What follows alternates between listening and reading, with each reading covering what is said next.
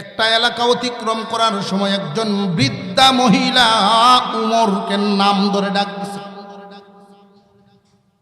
হযরত উমর ঘোড়া থেকে নেমে গেছে, বলতেছেন তোমরা সবাই দাঁড়াও, ভদ্র মহিলা আমাকে ডাকছেন, আমি ওনার কথা শুনে আসি।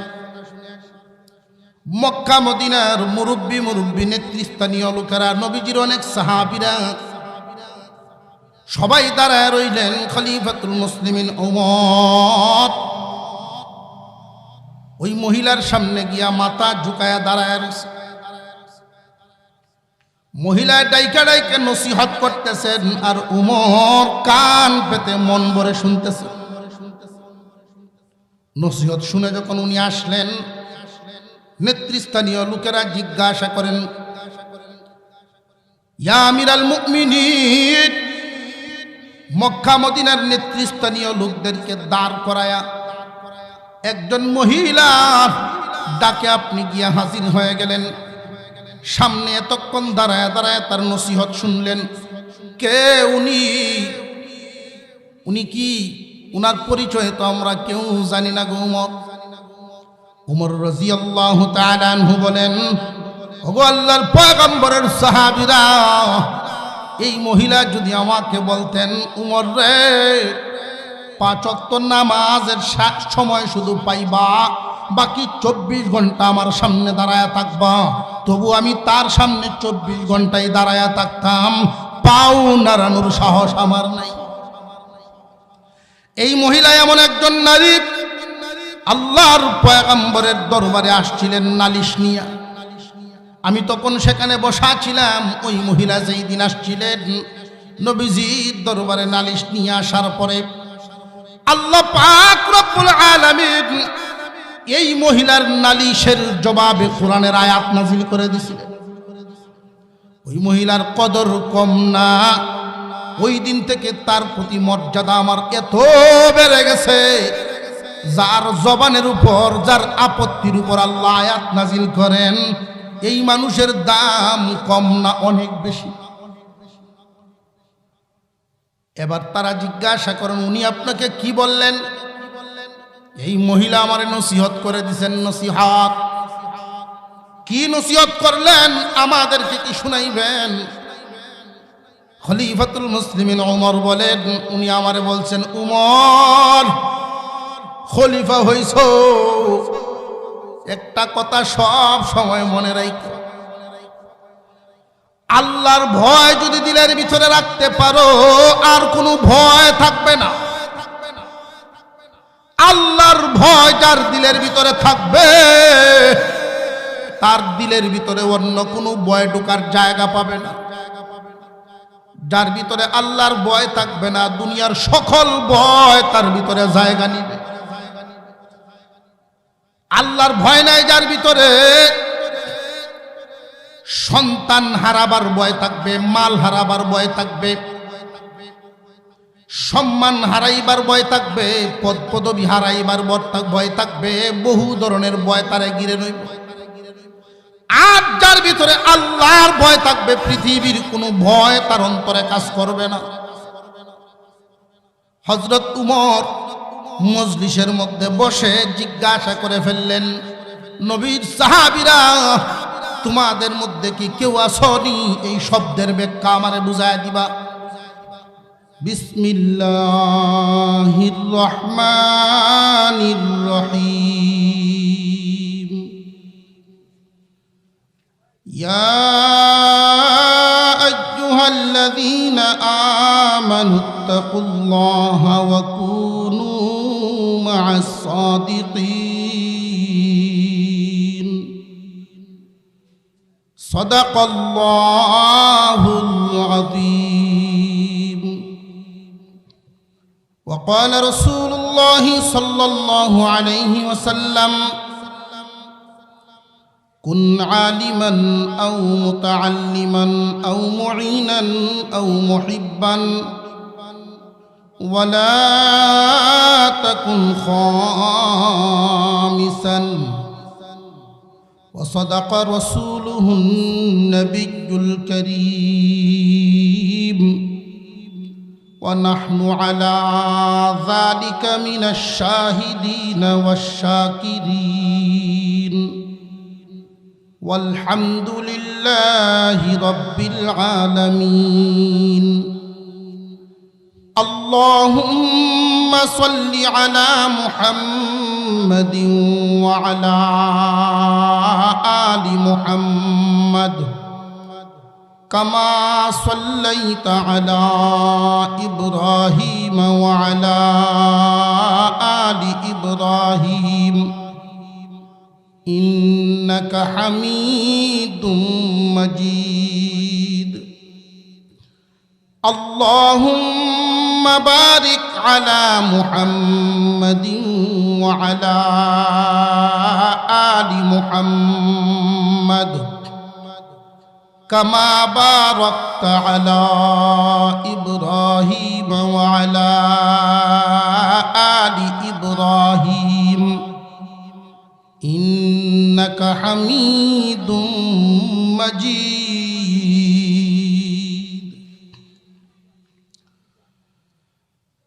জামিয়া হুসাইন আহমদ মাদানী রহমতুল্লাহি আলাইহি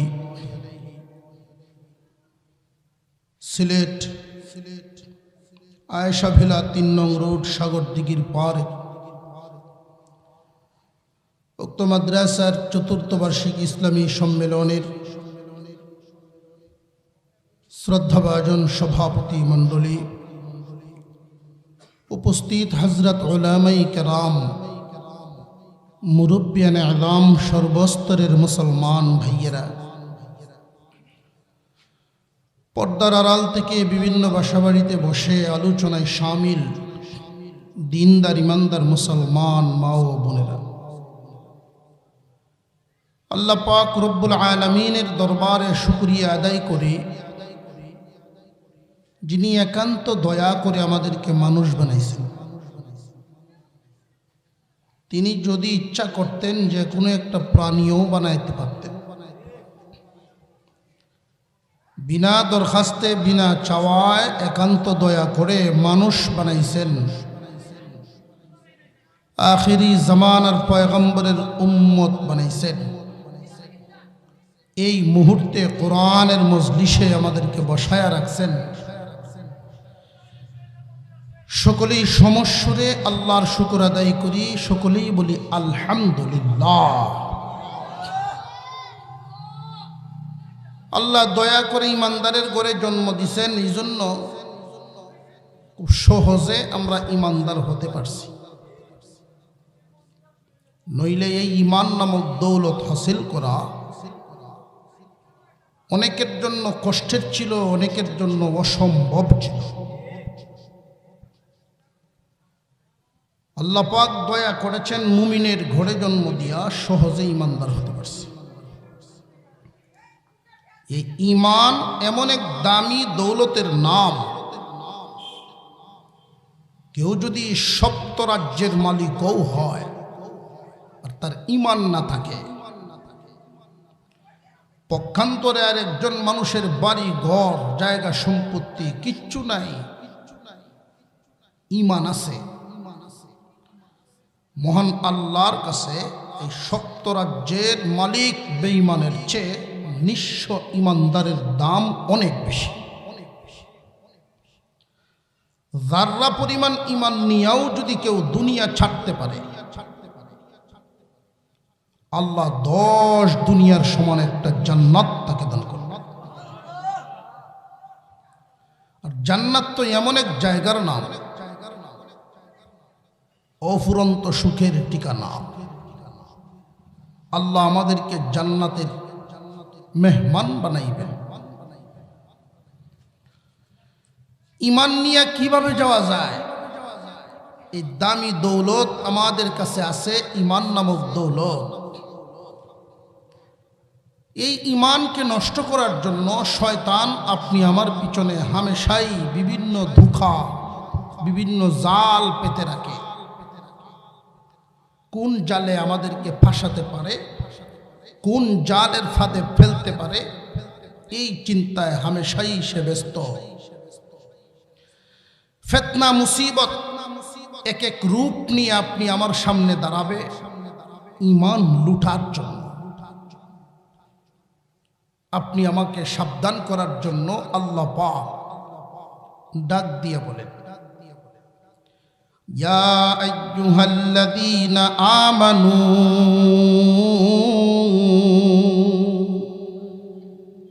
হে ঈমানদারেরা, আসমানের নিচে জমিনের উপরে শুধু কি ঈমানদার না বেঈমানও আছে?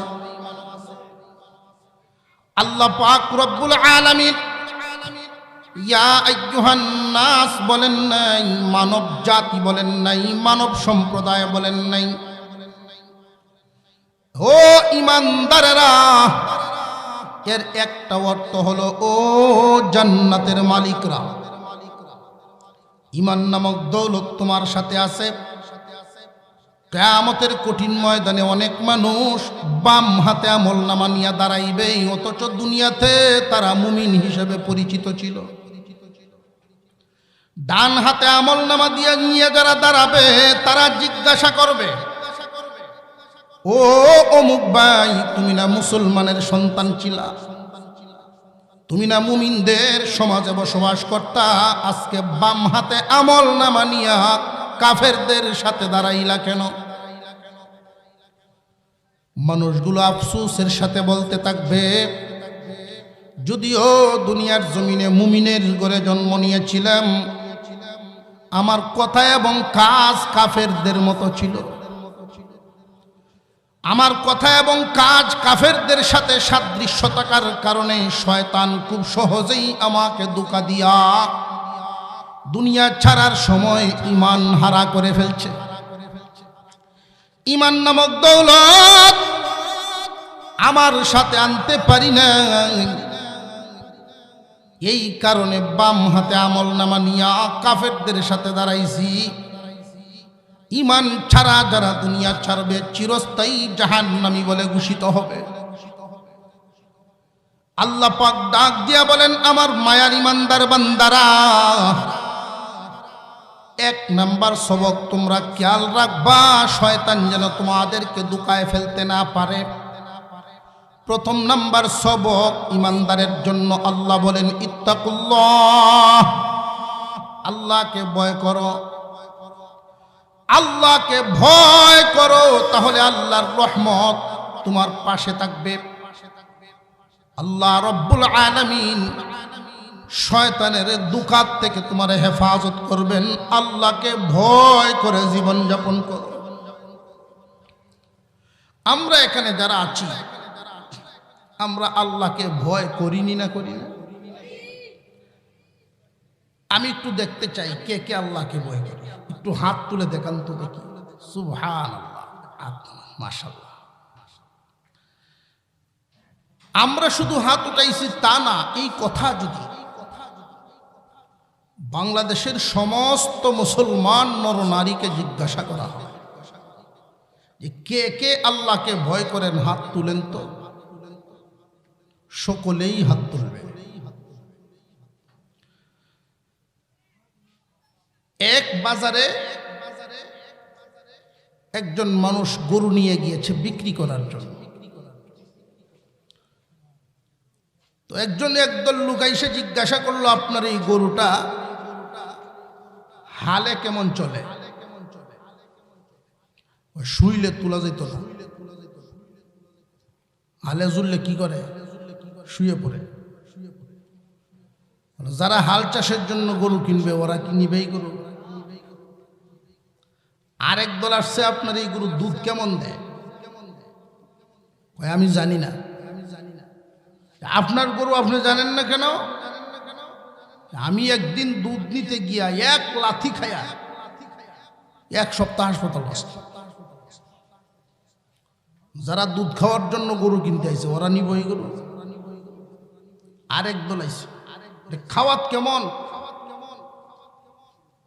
যে আপনি সারা দিন কষ্ট করিয়া ভালো ভালো ঘাস বাইচে বাইচে এনে দিলেন, ইচ্ছা হইলে খাইতেও পারে, নাও খাইতে পারে।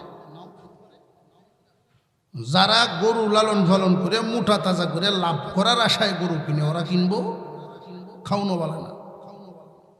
কোনো কাস্টমার নেই। তো প্রত্যেক গরুর বাজারে কিছু লোক থাকে যারা কৌশলী কথা জানে। এটা শুধু গরুর বাজারে না, বিভিন্ন বাজারে বিভিন্ন সমাজেও এদেরকে পাওয়া যায়। কৌশলী কথা,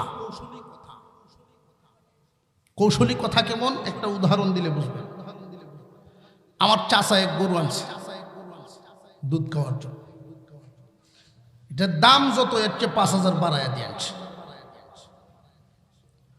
ধোকাটা কোথায় খাইছে উনি? ওনারা ডাক দিছে যে আপনি হুজুরের চাচা না, রাজীবপুরি হুজুরের চাচা না আপনি? হ্যাঁ। কয়েক ফুটা মিডিয়া দুধ যদি খাওয়া লাগে আমার এই গরু নেয়। কয়েক ফুটা মিডিয়া দুধ খাওয়ার আশায় 5,000 বাড়াইয়া দিয়ে আনছে। পরের দিন আমার চাচা এই যে টানা টানলো, এইভাবে 100 টাকার উপরে দুধ হয় না। আমার চাচা তো খুব খেপছে, তো রুমে ডাকতেছে, আমার কথা বলতেছে, হুজুর বেটা ঘুম থেকে উঠছে? তো আমার ডাকে উঠাইছে, বড় চাচা ডাকেন আপনারে। কি হয়েছে? অমুক গ্রামের অমুক আমার এই ঠকানিটা যে দিল, তো আমি এই গ্রামের একজন মাতাব্বর মানুষ, তারে ফোন দিলাম যে আপনার গ্রামে এই নামে কোনো লোক আছে? বলে হ্যাঁ। এমন এমন ঘটনা হয়েছে। তো মাতাব্বরে করছি কি আরো 2-3 জন মুরব্বী লইয়া ওই দালালরে ধরে লইয়া আমার বাড়িতে এসে সামনাসামনি চাচার সামনে দাঁড়ায় ওই লোক বলতেছে, আমি কি আপনারা বলি নাই কয়েক ফুটা মিঠা দুধ? আমার চাচা তো বুকা হয়ে গেছে, কয় আপনি তো এইভাবেই বলছিলেন। কথা আমার ভুলটা কই? কয়েক ফুটা মিঠা দুধের অর্থ কি এই যে আসলেই কয়েক ফুটা, নাকি অর্থ বোঝায় ভিন্নটা?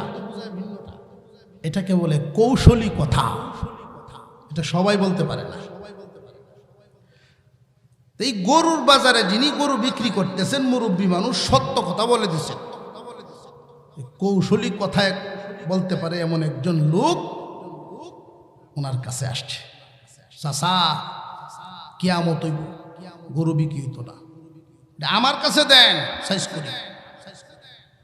বাসন দেওয়া শুরু করছে, ভাই সব এই গরুর ডাইন সাইডে দিয়ে হালে জুড়বেন, দুধ ইচ্ছা মতো টাইনে লইবেন, খাওয়ান লই আপনারা কোনো চিন্তাই নাই, আলো আটবো কিনা এই কথা কিন্তু উনি বলে নাই, শুধু ডাইনে দিয়ে জুড়বেন এই কথা বলছে। ডাইন সাইডে দেয় সবচেয়ে সরস গরুটাই ধরা হয়। ওনার কথা একটা অর্থ বোঝায়, দুধ লইবেন ইচ্ছা মতো টানবেন, লাত্তি দিব কিনা, দুধ কি হরিমন দিব, এইটার কোন বক্তব্য, খাওয়ান লই আপনার কোনো চিন্তা নেই। এখন তো কাস্টমারের ভিড়। এখন গরুর যে মালিক উনি কানে কানে কৌশলী লোকরে কয়, আমার এই গরু বেচতাম না। কই ম্যাডাম এতক্ষণ সাইজ করলাম, বেচতেন না? কয় না বাবা আমার এই গরু বেচতাম না। কারণটা কি বেচতেন না কেন? কয় আমার গরুর যে এত গুণ আমি জানি না, আমার গরুর যে এত গুণ এটা আমি তো জানি না। বাবা রে, একটা গুণও আপনার গরুত নাই, সব আমার মুখ, সব আমার। ঘটনা বলার উদ্দেশ্য মুসলমান ভাইয়েরা আমার, আল্লাহ বলেন ও ইমানদারের আল্লাহকে ভয় করো। আল্লাহকে ভয় করি বলে হাত আমরা উঠাইছি, শুধু আমরা না দেশের সব মুসলমানই উঠাইব। আল্লাহর ভয় আমাদের মুখে আছে, অন্তরে নাই, আমাদের বুকে নাই। যেই জামানার মানুষ আল্লাহকে ভয় করে এই জামানায় সুদ থাকে না, ওই জামানায় বেপর্দা থাকে না, বেনামাজি থাকে না। যেই এলাকার মানুষ আল্লাহকে ভয় করে ওই এলাকার মানুষগুলোর অবস্থা হবে এমন, জুমার নামাজে যেই পরিমাণ মুসল্লি ফজরের নামাজে সেই পরিমাণ হবে। বুঝে আসতেছে? জুমার নামাজে যেই পরিমাণ মুসল্লি হয় ফজরের নামাজে ওই পরিমাণ মুসল্লি হওয়ার কথা। আল্লাহকে যদি একজন মানুষ সত্যি ভয় করে, এই মানুষটা কি সুদ খাইতে পারে? বিবি স্ত্রী উপযুক্ত মেয়েদেরকে বেপরদায় ছাড়তে পারে না। আল্লাহর ভয়টা শুধু মুখে আছে, আমাদের অন্তরে নাই। এই অবস্থায় শয়তান তো আমাদের খুব কাছে ভিড়ে যায়। যে কোনো সময় আমার আপনার ঈমান হুমকির মুখে আছে, শয়তান থাবা দিয়ে নিয়ে যেতে পারে। কাফেরদের পিছনে শয়তান লাগে না, কারণ লাগার দরকার নাই। মাল তাকে যেখানে চুর ডাকাত যায় সেখানে। ঈমান নামক দৌলত আপনি আমার ভিতরে, এই ঈমান নামক দৌলতের পিছনে শয়তান বড় পেরেশান। এই ঈমানকে লুণ্ঠন করার জন্য খুব মনোযোগ দিয়ে শুনবেন। আল্লাহর হুকুম আহকাম পরিপূর্ণভাবে আদায় করতে মনে যদিও চায়, শয়তানের দুকায় পারি না। একজন মানুষ আল্লাহর হুকুম মতে চলতে পারে না, মনের হুকুমে চলে। আল্লাহ বলেছেন গান শুনবা না, মনে চায় শুনতে, মনের কথায় গান শুনে। আল্লাহ বলেছেন নামাজ পড়ো, মন চায় না নামাজ পড়তে, মনের কথায় নামাজ পড়ে না। আল্লাহর গোলামি বাদ দিয়ে যখন মানুষ নফসের গোলামি শুরু করে দেয়, আল্লাহ রাব্বুল আলামিন প্রথম সবকটা দিলেন ইত্তাকুল্লাহ, আল্লাহকে ভয় করো। আল্লাহকে ভয় করার অবস্থা হলো এমন, উবাই ইবনে কাব রাদিয়াল্লাহু তাআলা আনহু আল্লাহর পয়গম্বরের একজন সাহাবী ছিলেন। হযরত উমর ফারুক রাদিয়াল্লাহু তাআলা আনহু যেই সময় খলিফাতুল মুসলিমিন রাস্তা দিয়ে হাঁটতেছেন, মক্কা এবং মদিনা উভয় এলাকার নেতৃস্থানীয় লোকেরা ওনার সাথে যাচ্ছিলেন মরুভূমি পাড়ি দিয়ে। একটা এলাকা অতিক্রম করার সময় একজন বৃদ্ধা মহিলা উমরকে নাম ধরে ডাকতেছে। হযরত উমর ঘোড়া থেকে নেমে গেছেন, বলতেছেন তোমরা সবাই দাঁড়াও, ভদ্র মহিলা আমাকে ডাকছেন, আমি ওনার কথা শুনে আসি। মক্কা মদিনার মুরব্বী নেতৃস্থানীয় লোকেরা, নবীজির অনেক সাহাবীরা সবাই দাঁড়ায় রইলেন। খলিফাতুল মুসলিমিন ওমর ওই মহিলার সামনে গিয়া মাথা ঝুঁকায়া দাঁড়ায় রয়েছে। মহিলা ডাইকা ডাইকে নসিহত করতেছেন, আর উমর কান পেতে মন ভরে শুনতেছে। নসিহত শুনে যখন উনি আসলেন, নেতৃস্থানীয় লোকেরা জিজ্ঞাসা করেন, ইয়া আমিরাল মুমিনিন, মক্কা মদিনার নেতৃস্থানীয় লোকদেরকে দাঁড় করায়া একজন মহিলার ডাকে আপনি গিয়া হাজির হয়ে গেলেন। সামনে এতক্ষণ দাঁড়ায় তার নসিহত শুনলেন। কে উনি কি? উনার পরিচয় তো আমরা কেউ জানি না গো উমর। উমর রাদিয়াল্লাহু তাআলা আনহু বলেন, ওগো আল্লাহর পয়গম্বরের সাহাবীরা, এই মহিলা যদি আমাকে বলতেন, উমর রে 5 ওয়াক্ত নামাজের সময় শুধু পাইবা, বাকি 24 ঘন্টা আমার সামনে দাঁড়ায়া থাকবা, তবু আমি তার সামনে 24 ঘন্টায় দাঁড়ায়া থাকতাম, পাও নাড়ানোর সাহস আমার নাই। এই মহিলা এমন একজন নারী, আল্লাহর পয়গম্বরের দরবারে আসছিলেন নালিশ নিয়া। আমি তখন সেখানে বসা ছিলাম। ওই মহিলা যেই দিন আসছিলেন নবীজির দরবারে নালিশ নিয়ে আসার পরে আল্লাহ পাক রব্বুল আলামিন এই মহিলার নালিশের জবাবে কোরআনের আয়াত নাযিল করে দিয়েছিলেন। ওই মহিলার কদর কম না। ওই দিন থেকে তার প্রতি মর্যাদা আমার এত বেড়ে গেছে, যার জবানের উপর, যার আপত্তির উপর আল্লাহ আয়াত নাযিল করেন, এই মানুষের দাম কম না, অনেক বেশি। এবার তারা জিজ্ঞাসা করেন, উনি আপনাকে কি বললেন? এই মহিলা আমারে নসিহত করে দিয়েছেন। নসিহত কি নসিহত করলেন? আমাদেরকে কি শুনাইবেন? খলিফাতুল মুসলিমিন ওমর বলেন, উনি আমারে বলছেন, উমর খলিফা হইছো, একটা কথা সব সময় মনে রাখো, আল্লাহর ভয় যদি দিলের ভিতরে রাখতে পারো আর কোনো ভয় থাকবে না। আল্লাহর ভয় যার দিলের ভিতরে থাকবে তার দিলের ভিতরে অন্য কোনো ভয় ঢোকার জায়গা পাবে না।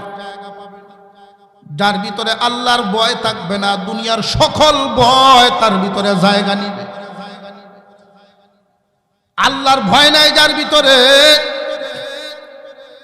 সন্তান হারাবার ভয় থাকবে, মাল হারাবার ভয় থাকবে,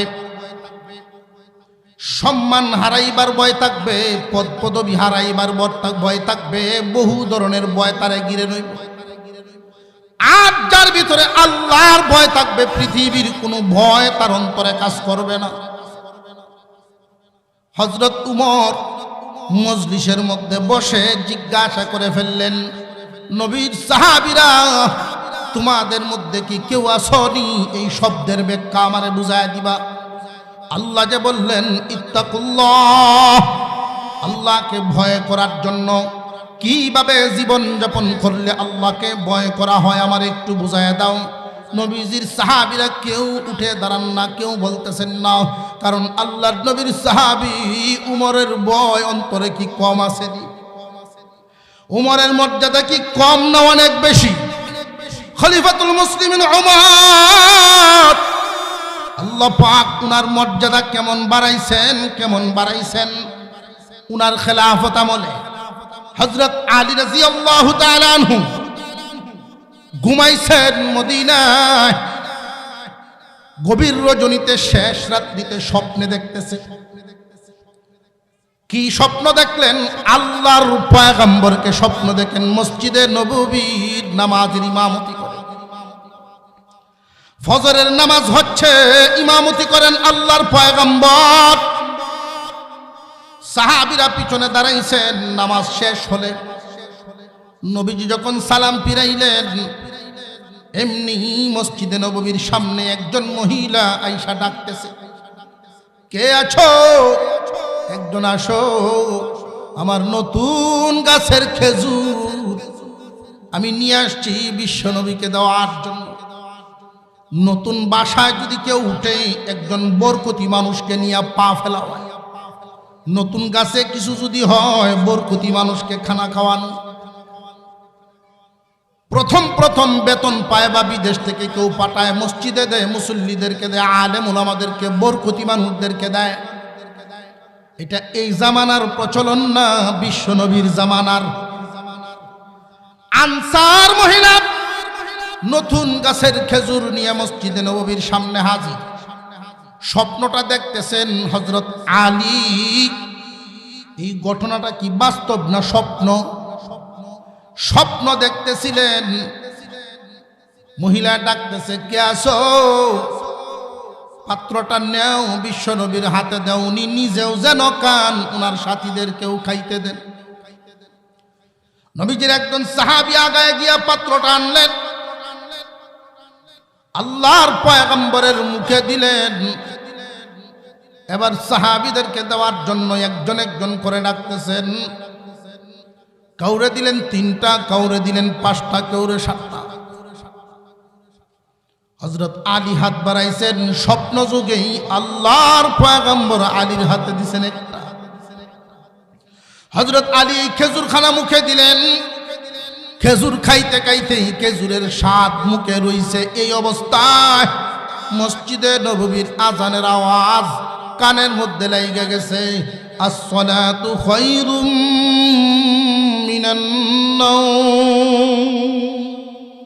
ঘুম ভেঙে গেছে আলী। আফসোস, পয়গম্বরকে স্বপ্নে দেখার আফসোস মিটে নাই। আজানের আওয়াজ এসে গেল, দৌড়ায় গিয়ে জামাতে শামিল হলেন। জামাতের ইমামতি করেন খলিফাতুল মুসলিমিন ওমর। সালাম ফিরানো শেষ। যা স্বপ্নে দেখছিলেন বাস্তবে ঘটা শুরু হইল। এমনি শোনা যায় একজন মহিলা ডাকতেছেন, কে আছো? আমার পাত্রটা নাও। আমার নতুন গাছের খেজুর খলিফাতুল মুসলিমিনের হাতে দাও, উনি নিজেও যেন খান, সাহাবীদেরকেও ওনার সাথীদেরকেও খাইতে দেন। হযরত আলী আশ্চর্য, স্বপ্নে যা দেখলাম বাস্তবেও তা ঘটা শুরু হয়ে গেছে। খলিফাতুল মুসলিমিন ওমরের হাতে যখন পাত্র দেওয়া হয়, এই পাত্রটার থেকে ওমর নিজে মুখে একটা দিলেন। ওমর রাদিয়াল্লাহু আনহু হাতে ইশারা দিয়ে ডাকতেছেন, আসো খেজুর নাও। কারোর হাতে দেন 3টা, কারোর হাতে দেন 5টা, কাউরে দেন 7টা। আলী হাত বাড়াইলেন, দিছেন একটা। হযরত আলী এই খেজুর খানা স্বপ্নের মতো করে মুখে দিয়া খুব স্বাদ পাইছেন। পাত্রের মধ্যে তাকায় দেখেন অনেক খেজুর। কানে কানে গিয়া বলেন, ইয়া আমিরাল মুমিনিন, কয়েকটা বাড়ায় দিলে কি হয় না? হযরত উমর বলেন, আলী, স্বপ্ন যুগে পয়গম্বর তোমার একটার বেশি দেন না। হযরত আলী আশ্চর্য হয়ে গেছেন। আল্লাহওয়ালা সম্রাট, আল্লাহ পাক মাকাম কোথায় উঠায় দিচ্ছেন, তার রাজ্যে কে কি স্বপ্নে দেখে আল্লাহ পাক এটাও ওনারা জানায় দেন। সেই উমর মানুষদের সামনে এলান করলেন, ডাকতেছেন, কে আসরে ইত্তাকুল্লাহর ব্যাখ্যা আমারে বুঝাইবা। নবীজির কোন সাহাবী দাঁড়ান না, কোন তাবী দাঁড়ান না। এমনি ওমর একজনের দিকে আঙুল তাক করে বলেন, আপনি দাঁড়ান। এই সাহাবীর নাম উবাই ইবনে কাব রাদিয়াল্লাহু তাআলা আনহু। কণ্ঠ খুব ভালো ছিল, জবান খুব সুস্পষ্ট থাকার কারণে উচ্চারণ সুন্দর হতো। আল্লাহর পয়গম্বরের সামনে সব সাহাবীরা কোরআন পড়তে পারতেন না, ভয় পেতেন। যার উপর আল্লাহর কালাম নাজিল হয়েছে তার সামনে কেমনে তিলাওয়াত করি, এত বড় দুঃসাহস কেউ করতেন না। নবীজি সাল্লাল্লাহু আলাইহি ওয়াসাল্লাম হঠাৎ করে একদিন উবাই ইবনে কাবের পিছনে দাঁড়ায় দাঁড়ায় কোরআন তিলাওয়াত শুনতেছিলেন। হযরত উবাই কোরআন তিলাওয়াত করতেছেন। যেই মাত্র উবাই ইবনে কাব রাদিয়াল্লাহু আনহু আন্দাজ করলেন পিছনে কেউ দাঁড়িয়ে আছেন, উনি ঘুরে দেখায় দেখেন বিশ্ব নবী দাঁড়ায় আছেন, তিলাওয়াত বন্ধ করে দিয়েছেন। আল্লাহর নবী বলেন, উবাই তিলাওয়াত করো। উবাই ইবনে কাব বলেন, ইয়া রাসূলুল্লাহ, আপনার সামনে আল্লাহর কালাম তিলাওয়াত করতে তো ভয় লাগে। আল্লাহর নবী বলেন, আল্লাহ আমাকে আদেশ দিয়েছেন তেলাওয়াত শোনার জন্য। ইয়া রাসূলুল্লাহ, আল্লাহ আদেশ দিয়েছেন। আপনার তো অনেক সাহাবী আছেন যে কারণ তিলাওয়াত শুনতে পারবেন। আল্লাহ কি আমার নাম উল্লেখ করছেন নাকি যে আমার তিলাওয়াত শোনার জন্য? আল্লাহর পয়গম্বর বলেন, উবাই রে, আল্লাহ তোমার নাম উল্লেখ করে বলছেন তোমার তিলাওয়াত শোনার জন্য। আরো জোরে কোন সুবহানাল্লাহ। হযরত উমর বলেন, উবাই তুমি দাঁড়াও, তোমার তিলাওয়াত বিশ্বনবী শুনছেন, সুতরাং তুমি ব্যাখ্যা দাও। উবাই ইবনে কাব বলেছিলেন, ইয়া আমিরাল মুমিনিন, ইত্তাকুল্লাহ, আল্লাহকে ভয় করো। এই শব্দটার উপর আমল হবে এমন ভাবে জীবনযাপন করলে দুনিয়ার জমিনে চলতে ফিরতে এমন কি রাস্তা কখনো দেখছেন যেই রাস্তাটা খুব চিকন হবে, দুনো সাইডে দিয়া কাটার গাছ, দুনো সাইডে কাটার গাছ, রাস্তাটা খুব চিকন, এমন কোন রাস্তা জীবনে চলছেন? ওমর বলেন, হ্যাঁ, রাস্তা যদি এমন হয় খুব সাবধানে কদম বাড়ানো লাগে। উবাই ইবনে কাব বলেন, ঠিক তেমনি একজন ইমানদার প্রত্যেকটা কাজ খুব সাবধানে করবে। এই কাজটাই কি আমার আল্লাহ খুশি না বেজার? চিন্তা করবে আগে, কাজ করবে পরে। যারা চিন্তা করিয়া বেঁচে থাকবে তার অন্তরে আল্লাহর ভয় ঢুকবে।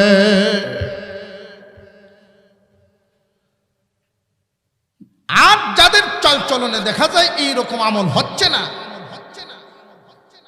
তাহলে তুমি শয়তানের হুমকির মুখে আছো। ইমান নিয়ে যদি দুনিয়া ছাড়বার না পারো তাহলে মুশকিল, সব হারাইলা।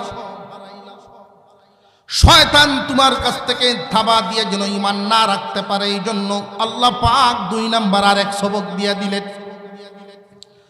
তাকওয়ার মাপকাঠি সবার সমান না, আমলের অবস্থা সবার সমান না। কারোর ভিতরে তাকওয়া পুরাপুরি আসতে নাও পারে। আল্লাহ রাব্বুল আলামিন এই জন্য দ্বিতীয় সবক দিয়া বান্দাদেরকে ঈমান নিয়ে মরার সহজ একটা পন্থা বের করে দিলেন। ওয়াকুনু মা'আস সাদিকিন।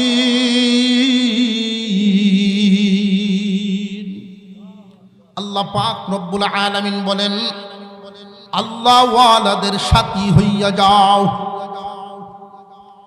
যদি দেখো আল্লাহর হুকুম পরিপূর্ণ পালন করতে পারছো না, শয়তানের ধোঁকায় আছো, অন্তরের রোগে আক্রান্ত হয়ে গেছো, অন্তরের রোগে।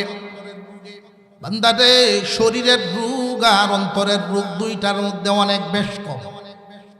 দুনিয়ার জমিনে যদি আমরা শারীরিকভাবে অসুস্থ হই, পেরেশান হয়ে যাই, কতক্ষণে সুস্থ করার চিন্তা করা যায়, কতক্ষণে ডাক্তারের কাছে যাওয়া যায়, জায়গা বিক্রি, জমি বিক্রি, বাসা বাড়ি বিক্রি করে দিই। কিন্তু অন্তরের রোগ দূর করার কোনো পেরেশানি নাই। খুব সাবধান রে দুনিয়াবাসী, শরীরের রোগের চাইতে অন্তরের রোগ মারাত্মক। শরীরের রোগের চাইতে অন্তরের রোগ মারাত্মক কেমনে? শরীরের রোগে বেশি তো বেশি মানুষ কবরে যাইব, আর অন্তরের রোগে মানুষ জাহান্নামে যাইব। বডির রোগ সারানো অন্তরের রোগ সারানোর চাইতে গুরুত্ব বেশি না, অথচ আমরা এটার গুরুত্বই বেশি দেই। অন্তরের রোগ সারাও, আল্লাহ ওয়ালাদের সাথী হইয়া যাও। যদি দেখা যায় তোমার দ্বারায় আল্লাহর হুকুম অমান্য হয়ে যায়, অনেক হুকুম আহকামের মধ্যে গফলতি আসতেছে। শরীরের রোগ হইলে জলদি যেমনে ডাক্তারের কাছে যাও, তোমার অন্তর রোগ আক্রান্ত হয়ে গেছে, দেরি করবা না, জলদি জলদি জলদি করে আল্লাহ ওয়ালাদের শরণাপন্ন হও। একখান হাদিস আপনাদেরকে শুনাইছি। নবীজি বলেন, কুন আলিমান আও মুতাআল্লিমান আও মুঈনান আও মুহিব্বান ওয়ালা তাকুন খামিসান। হয়তো সবাই আলেম হও, যদি বাঁচবার চাও জাহান্নাম থেকে, জাহান্নামের আগুন থেকে যদি বাঁচবার চাও, নবীজি 4টা শব্দ ব্যবহার করেছেন। এই 4 দলের কোনো একটা দলে শামিল থাকবা, 5 নম্বরে যাইও না, ফাতুহলিক, ধ্বংস হয়ে যাইবা।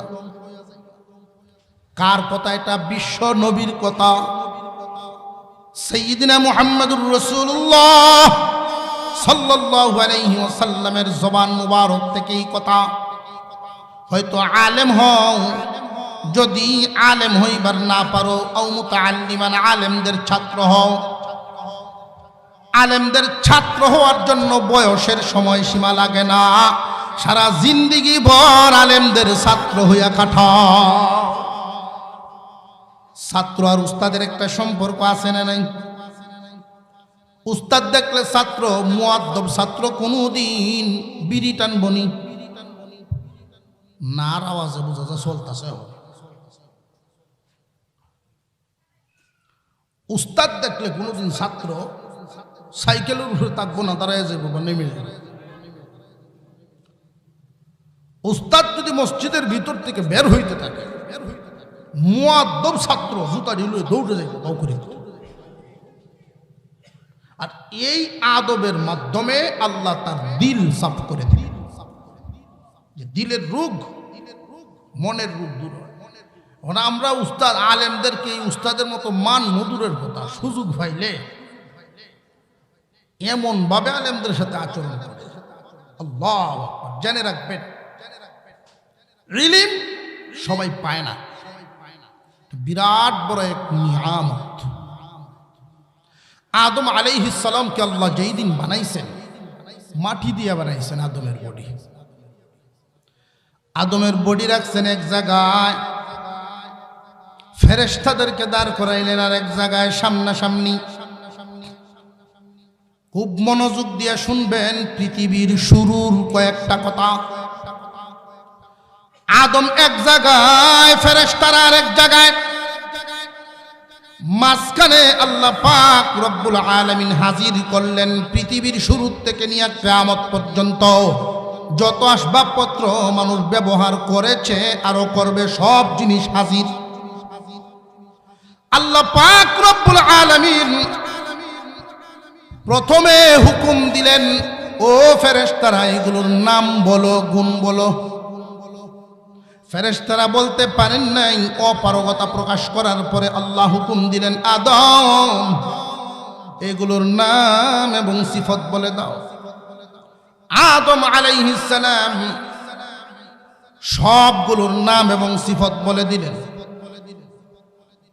আল্লাহ রাব্বুল আলামিন ইলম আদমের ভিতরে ঢুকানোর কারণেই সবগুলোর নাম বলতে পারছে।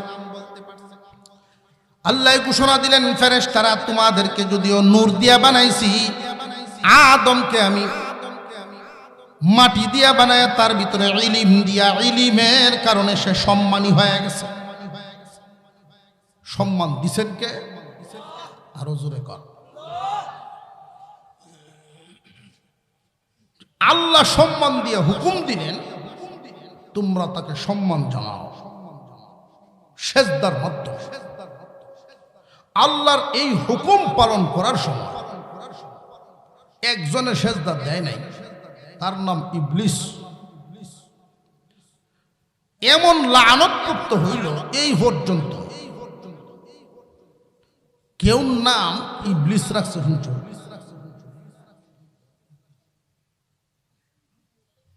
কেউ 7 ফুট, যে হট্টার নাম রাখছে ইবলিস, এরকম আছে। লানতপ্রাপ্ত এমন হইছে এই শব্দটা শুনলেই মানুষ ঘৃণা করে আর চিরদিনের জন্য ক্ষতিগ্রস্ত হয়ে গেল। পক্ষান্তরে যারা সেজদা দিয়েছিলেন ফেরেশতারা, এদের মধ্যে একজন আগে দেখছে। এই ফেরেশতার নাম ইসরাফিল আলাইহিস সালাম। আল্লাহ বলেন, ফেরেশতারা সবাই সেজদা দিছ, এর মধ্যে ইসরাফিল আগে দিছে। আমি খুশি হইয়া ইসরাফিলের কপালে 30 পারা কোরআন লিখে দিলাম। একজন সম্মান দেয় নাই, লানতপ্রাপ্ত। বাকিরা সম্মান দিছেন, আল্লাহর হুকুম পালন হয়েছে। একজন আগে দেয়া দিছেন, পুরস্কার পায় গেছে। এই পৃথিবীর জমিনে 2 দল মানুষ, এক দল আলেম উলামাদের কাতারে, আরেক দল আলেমদের বিরুদ্ধে। এক দল আল্লাহওয়ালাদের কাতারে, আরেক দল আল্লাহওয়ালাদের বিরুদ্ধে। সুকৌশলে চেষ্টা করে কোরআন হাদিসের বিরুদ্ধে কেমনে যাইতে পারে। মুসলমান ভাইরা, আপনারা যে এখানে বসছেন কোরআনের পক্ষে, কোরআনের মহব্বতে বসছেন, ঠিক না বেঠিক? এই কোরআনের সাথে সম্পৃক্ত যা আছে, সারা জিন্দিগি ভর এই মহব্বত দিলের ভিতরে জাগায় রাখবেন। এই মহব্বতটুকু আপনাকে কি পুরস্কার দিবে? ঈমান নামক দৌলত নিয়ে দুনিয়া চলতে পারবে। আর যারা এই দলের বিরুদ্ধে অবস্থান করে, যত ভালো নামি দামি মানুষই থাকুক, ঈমান নিয়ে দুনিয়া চলতে পারবে না, বেঈমানের মরণ হবে। উদাহরণ, মিশরের ফেরাউন আর বিবি আসিয়া। মুসা আলাইহিস সালামকে মহব্বত করার কারণে আসিয়াকে আল্লাহ ঈমান নামক হাদিয়া দিলেন, আর ঘৃণা করার কারণে ফেরাউন বাদশাহ হইয়াও ঈমান পাইল না, বেঈমান। এই এলাকায় যারা বসবাস করে প্রত্যেকের জন্যই আমি এই কথাটা বলতেছি, কোরআন যেখানে তালিম হয়, কুরআনুল কারীম তালিম প্রত্যেকের ঘরে ঘরে হওয়া উচিত। ফাঁকে একটা কথা বলে দিই, যেই ঘরে বসবাস করনেওয়ালা মানুষগুলো নামাজ পড়া আর দৈনিক কোরআনের সাথে সাক্ষাৎ করা, নামাজ আর কোরআন তিলাওয়াত যদি চালায়া রাখতে পারে, আল্লাহর রাসূল বলেন এদের জন্য রিজিকের ফয়সালা আল্লাহ গায়বী খাজানাত থেকে করবে। সুবহানাল্লাহর আওয়াজে আপনারা খুশি না? গায়বী খাজানা এর অর্থ হলো এমন জায়গা থেকে আল্লাহ রিজিক মিলাবেন যেটা কল্পনায় ছিল না। কিন্তু সব বাড়ি ঘরে কি কোরআন তেলাওয়াত আছে? নাই। অন্তত পক্ষে কোরআন তিলাওয়াত যদিও হচ্ছে না, যেই জায়গায় জমাতবন্দি কোরআন তিলাওয়াত হয় ওইখানে যেন অন্তত শামিল থাকা যায়, সম্পৃক্ত থাকা যায়, এই পথটা যেন তোলা থাকে, নইলে আল্লাহর রহমত থেকে বঞ্চিত হবেন। যেই জায়গায় রহমতি বরকতি কাজ হয়, মানুষগুলো থাকে, এইখানেই আল্লাহর রহমত বন্ধ হয়, আল্লাহর রহমত নাজিল হয়। ইতিহাস থেকে দেখেন নবীগণ যে জায়গায় আল্লাহ বেশি পাঠাইছেন, তেলের কণি, স্বর্ণের কণি, সব বরকত ওই জায়গায়। বরকতি মানুষ যে জায়গায়, আল্লাহর রহমত বরকত সেই জায়গায়। জাগার দাম এমনি বাড়ে না, মানুষের কারণে জাগার দাম বাড়ে। এখানে কোরআনের খেদমত হয়, আর এই উসিলায় সারা এলাকাবাসী আল্লাহর রহমত পায়। আল্লাহর রহমত যারা পায়, এই রহমতের কয়েকটা ব্যাখ্যা, আমি সেদিকে যাচ্ছি না, শুধু এই কথাটা বলছি, নামাজ ঠিক রাখবেন আর কোরআনকে ধরে রাখবেন। আমরা আছি পৃথিবীতে, জান্নাতে যাওয়ার ইচ্ছা আছে না নাই? কেলা কেলা যাইবেন জান্নাতও দেখতাম একটু, আদি ঢিলই রুজে সুজা ওই তো মাশাআল্লাহ, জান্নাতে যাওয়ান। জান্নাত অনেক উপরে, নিজেদের চেষ্টায় জান্নাতে যাওয়া সম্ভব না। আমরা অনেক নিচে, জান্নাত অনেক উপরে। কি পরিমাণ উপরে? 5 লক্ষ মাইল উপরে না, 5 লক্ষ 10 লক্ষ 1 কোটি মাইল উপরে যদি হইতো, আমরার আগে এই সাদা চামড়াই গেল। যারা রকেট আবিষ্কার করে তারার ইমান না থাকলেও গেলই গিয়া না। প্রথম আসমানই 500 বছরের রাস্তা। কেউ যদি রকেট নিয়ে রওনা দেয়, এরপরে তো আসমান হইতো না, 500 বছর বাঁচতই না। নাতি হুতি দুতি লয়ে গেল খামাইত, অথচ এর ভিতরে আসমান আছে। এই আসমানের নিচে জান্নাত আছে, দ্বিতীয় আসমান, তৃতীয় আসমান, চতুর্থ আসমান, এরকম 7টা আসমান, 7টা শূন্যস্থান, 7000 বছরের রাস্তা। জমিন থেকে 7000 হইল 7টা আসমান, আরো শূন্যস্থান 7000 পাড়ি দিয়ে সিদরাতুল মুনতাহা, টোটাল 14000 বছরের রাস্তার ভিতরে জান্নাত নাই। আল্লাহ বলেন, বান্দা বান্দিরা, পৃথিবীতে তোমরা অনেক নিচে আর জান্নাত অনেক উপরে। তোমাদের চেষ্টায় জান্নাতে আসতে পারবা না আমি আল্লাহর রহমত ছাড়া। দুনিয়ার জমিনে যদি কেউ নিচে থাকে আর তারে উপরে উঠাইতে হয়, মোটামুটি কয়েকটা কাজ লাগে। 1 নাম্বার, উপর থেকে কিছু ছাড়তে হবে। 2 নাম্বারে যা ছাড়বেন শক্ত করে ছাড়তে হবে। 3 নাম্বার, নিচ থেকে ধরতে হবে। 4 নাম্বার, উপর থেকে টানতে হবে। 4টা কাজের মাধ্যমে একজন নিচের মানুষকে উপরে উঠানো যায়। ধরেন কুয়ার ভিতরের একটা মানুষ, এই কুয়ার ভিতরের মানুষটারে যদি উপরে উঠাইতে চান, 4 কাজের সমন্বয়। 1 নাম্বার, কিছু একটা ছাড়বেন। 2 নাম্বারে শক্ত করবেন। 3 নাম্বারে নিচ থেকে ধরবে। 4 নাম্বারে উপর থেকে টানবেন।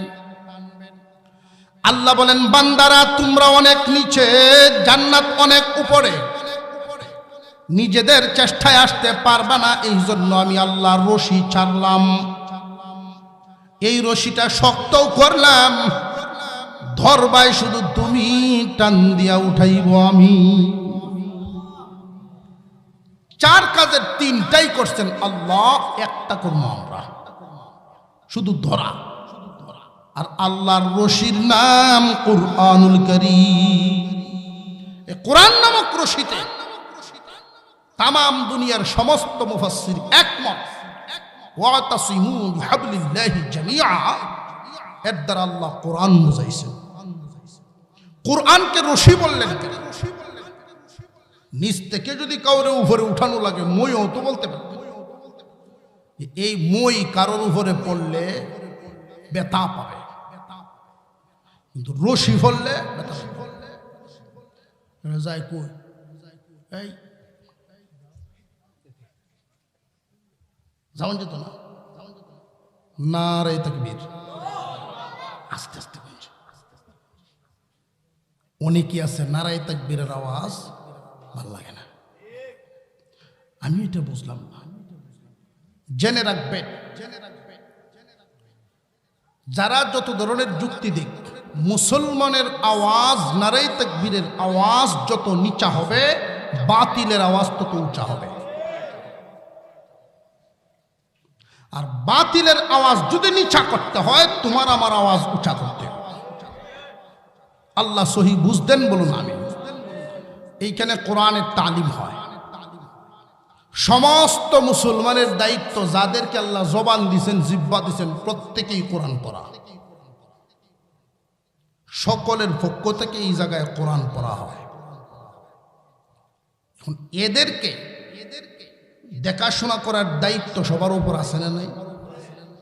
এই দায়িত্বটা কয়েক ভাবে হবে। নবীজি 4টা ভাগ করছে। প্রথম ভাগ আলেম উলামারা পড়াইতেছেন, দ্বিতীয় ভাগ এই এলাকার মানুষ আলেমদের ছাত্রর মতো হইয়া থাকা, মান্য চিহ্নের ক্ষেত্রে। 3 নাম্বার আও মুঈনান, আলেমদের সাহায্যকারী হওয়া। 4 নম্বরে আও মুহিব্বান, মোহব্বত করনেওয়ালা হওয়া। এইখানে যারা আছেন আমার সামনে, মাইকের আওয়াজ যতদূর যায়, সবাইকে আল্লাহ দুনিয়ার হালত সমান রাখেন নাই। কাউরে ধনী বানাইছেন, কাউরে আবার গরিবী হালতে রাখছেন। যাদেরকে আল্লাহ গরিবী হালতে রাখছেন, নিরাশ হবেন না। আপনি যদি সবরকারী গরিব হয়ে দুনিয়া ছাড়তে পারেন, কিয়ামতের দিন দুনিয়ার ধনীর 500 বছর আগে জান্নাত পাইবে। অনেক ধনীরা আবার ধন সম্পদ দিয়ে আল্লাহর সন্তুষ্টি অর্জন করতে পারে। সব ধনীরা পারে না। যে সমস্ত মানুষকে আল্লাহ সম্পদ দিয়েছেন, এই সম্পদের মাধ্যমে আল্লাহর সন্তুষ্টি হাসিল করতে পারে। হযরত উসমান রাদিয়াল্লাহু তাআলা আনহু ধনী ছিলেন, উনার সম্পদ দিয়ে আল্লাহর সন্তুষ্টি কিনছেন। মসজিদে নববীর সামনে নবীজির চেহারা মলিন, মনটা ভালো না। হযরত উমর, হযরত আবু বকর, ওসমান, আলী 4 জন হাজির। অগনবীজি, কে আপনারে কষ্ট দিল? আল্লাহর পয়গম্বর বলেন, উসমান, তুমি কি পারবে আমার কষ্টটা দূর করে দিতে? কি সমস্যা বলেন? এই মদিনায় একটা পানির কুয়া, এই কুয়ার মালিক একজন ইহুদি।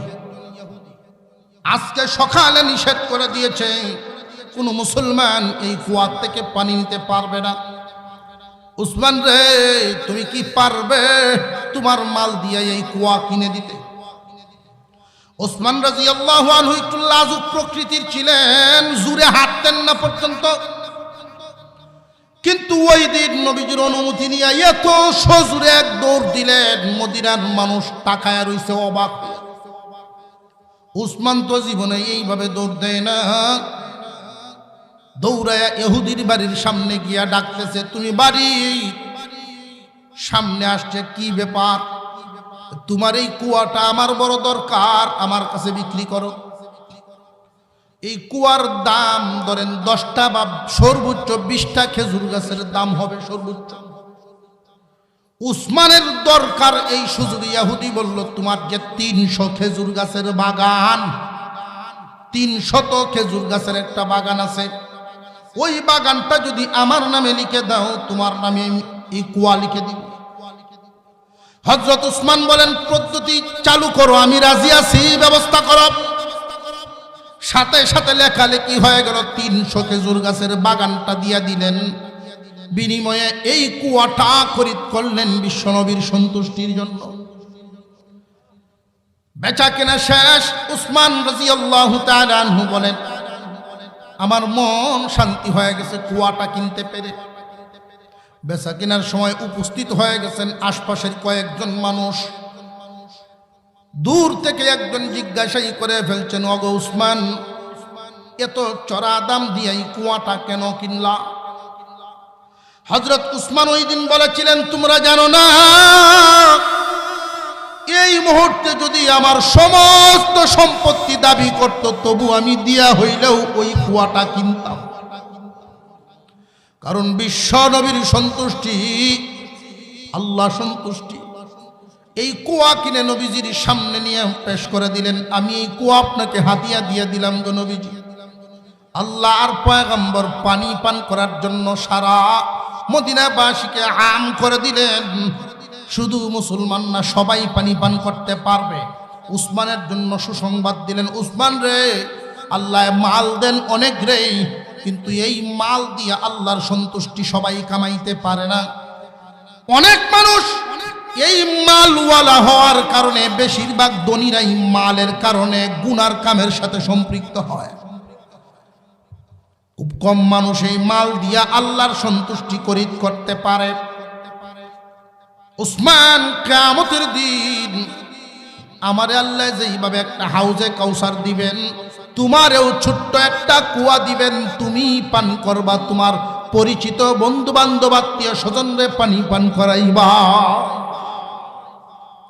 মুসলমান ভাই, যাদেরকে আল্লাহ মাল দিছেন তাদের হালত একটা, যাদেরকে মাল দেন নাই তাদের হালত একটা। এই এলাকায় যারা বসবাস করে, প্রথম কথা হলো সকলের দায়িত্ব ওই মাদ্রাসার জন্য দোয়া করা, এটা হলো সকলের দায়িত্ব। 2 নাম্বার কাজটা হইল, যাদেরকে আল্লাহ মাল দিছেন তাদের জন্য কিছু করণীয়। হুজুর আমার কাছে বলছেন, প্রতি বছর 72 বস্তা চাল লাগে বোর্ডিং চালাইলে। এই এলাকায় যারা বসবাস করেন, আল্লাহ তাআলা এমন মানুষও এখানে রাখছেন, এই 72 ব্যাগ চাল একজনই দিয়ে দিতে পারে, এমন মালওয়ালাও আল্লাহ রাখছেন। কিন্তু একটার তো না, প্রতিষ্ঠান তো আরো আছে, অনেক দিক দিয়ে দান করা লাগে। এই জন্য আমরা একটু বন্টন করে নেই, এই প্রতিষ্ঠানের হক আদায় হইতো, অন্য দিকেও হাত খোলা থাকত। প্রথম অনুরোধ, আমি 10-15 মিনিট সময় চায়া নিলাম, কেউ উঠবেন না, সবাই দান করতে পারে না। যিনি দান করেন ওনার জন্য সকলে দোয়া তো করতে পারে।